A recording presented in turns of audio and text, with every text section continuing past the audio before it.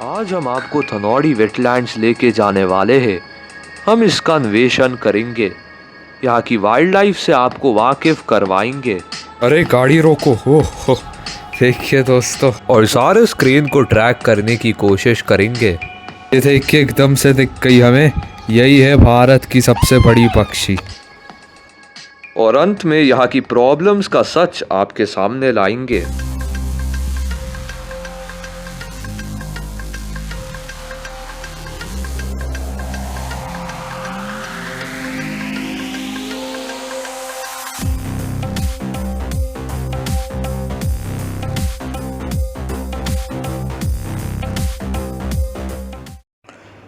इंसानी आबादी के बढ़ने के कारण वन्य जीवों का भारत में बहुत बुरा हाल है। हजारों जानवरों की इंसानी हरकतों के कारण हर रोज जान जाती है। लेकिन अभी भी एक ऐसी जगह है जो जिंदा है लेकिन मौत के घाटों पे उतर आई है।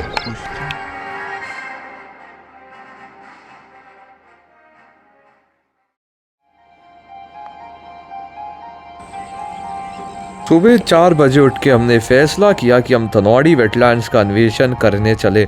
ऊबड़ खाबड़ गांव के इलाकों से पहुंच के हमें फाइनली ये साइन बोर्ड दिखा। थोड़ी ऑफ रोडिंग करने के बाद हम धनौड़ी वेटलैंड्स के शुरुआती इलाके में पहुंच गए थे। हमने इलाके का थोड़ा जायजा लिया।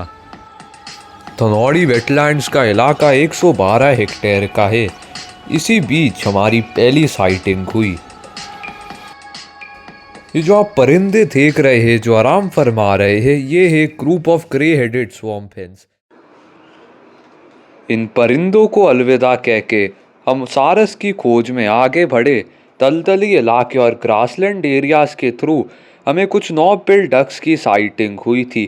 तभी हमें सारस का एक जोड़ा भी दिख गया।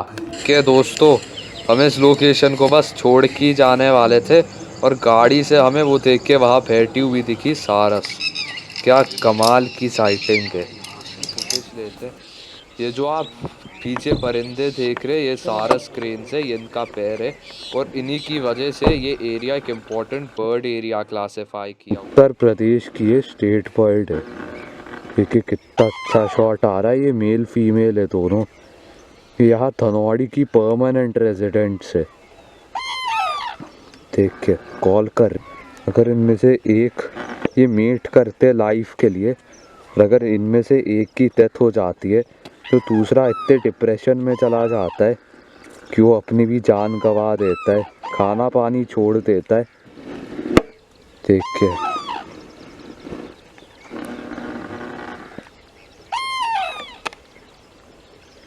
पैर है सारस का। इस सारस की पैर की अच्छे से फिल्मिंग करने के बाद हमने सोचा अब हम वेटलैंड की ओर चले। बात ऐसी है सर कि ये मतलब फॉर्मली प्रोटेक्टेड एरिया नहीं है, तो इसके प्रोटेक्शन के लिए लोग लड़ रहे हैं। ये करंटली आप देख रहे हैं, ये कुछ सालों में पूरा गायब हो सकता है। अब हम आपको लेके चलेंगे वेटलैंड के अंदर, जिससे हम थोड़ी आपको ऑन ग्राउंड इंफॉर्मेशन दे पाए। ये देखिए, ये जो आप देख रहे हैं, ये भी ड्राई सीजन है। इसकी वजह से यहाँ ना पानी सूख गया है, इसमें अक्सर मछलियाँ आ जाती है। इसी बीच हमें टाइड पूल के किनारे कुछ निशान दिखे। देर पहले मछलियाँ थी यहाँ, लेकिन आप देखो ये पंजे के निशान है ना, ये बड़े बड़े, ये ग्रे हेरॉन के थे कि मेरे हाथ के साइज के कंपेयर्ड। ये ग्रे हेरॉन के, और मतलब ग्रे हेरॉन यहाँ आई थी और ये मछलियाँ खा के निकल गई यहाँ की। ये पूरा व्यू है देख के 360। धनौड़ी का ये पानी कल तक जिंदगी से भरा था, मगर आज यहाँ एक मौत का जाल बिछ चुका है। ये जो आप वाटर हयासिन देख रहे हो, ये इन्वेजिव स्पीशीज है। मतलब आप इसको ऐसे, मतलब ये इंडिया की नहीं है, ये इन्वेजिव। और ये क्या करती है, जैसे वहाँ जो वेटलैंड होता है उसमें उग जाती है और उसको चोक कर देती है, तो कोई पानी ऊपर रहता नहीं है। तो जब पानी कोई रहेगा नहीं तो चिड़िया नहीं आती, फिशेस की भी बुरी हालत हो जाती है इससे। देखिए ये रहा, इसकी जड़ ऐसी होती है।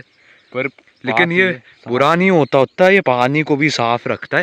लेकिन अगर इसकी अच्छे से मैनेजमेंट हो जाए ना इसकी, मतलब इसको निकाल दो जब सीजन आए, नहीं तो इसको थोड़ा बहुत लगे रहने भी तो। यासिन साहब को रूबरू करवाने के बाद हमारी मुलाकात हुई है शातिल शिकारी से। ये है एक चेकर्ड कीलबैक। ये पानी वाला सांप इंसानों को कोई नुकसान नहीं पहुंचाता। इन जनाब को अलविदा कह के हमने थोड़ी और देर फिल्मिंग की। देखिए दोस्तों, ये कॉर्मोरेंट का पैर है और वो थे के पीछे पेंटेड स्टॉक्स का भी पैर फेंटा है। क्या सुंदर नज़ारा है। ये जो आप कॉर्मोरेंट देख रहे हो ना, इसकी एक खासियत होती है, ये मछलियाँ जब पकड़ती है ना पानी में जाके, तो और चिड़ियों की तरह इसके पंख पे वो ऑयल नहीं होता है, इसलिए ये अक्सर ऐसे फैट जाती है अपने पंख सुखाने।